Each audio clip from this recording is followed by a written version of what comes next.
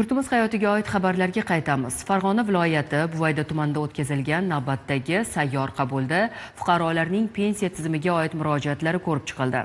Unda ish staji yetarli bo'lmagan hollarda o'zini o'zi band qilish orqali pensiyaga chiqish, pensiya miqdorini oshirish masalalari yuzasidan murojaatlar tinglanib, tegishli tushuntirish va tavsiyalar berildi.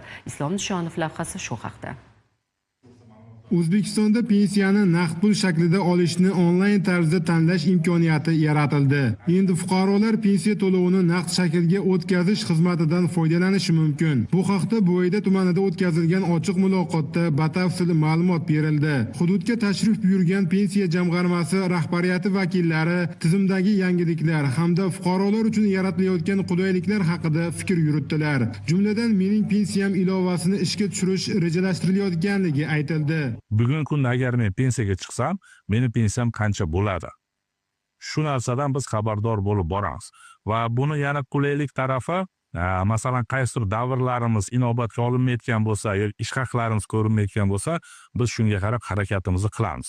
Sayyor qabul davomida fuqarolarning pensiya tizimiga oid murojaatlari ko'rib chiqildi. Xususan, ish staji yetarli bo'lmagan hollarda o'zini o'zi band qilish orqali pensiyaga chiqish, pensiya miqdorini oshirish, boquvchisini yo'qotganlik pensiyasini tayinlash kabi masalalar yuzasidan murojaatlar tinglanib, tegishli tushuntirish va tavsiyalar berildi. Aprel oyida 55 ga to'lasim, aprel oyida 55 ga to'lganingizda shunda sizda ishda pensiya to'lashga huquqingiz bo'ladi.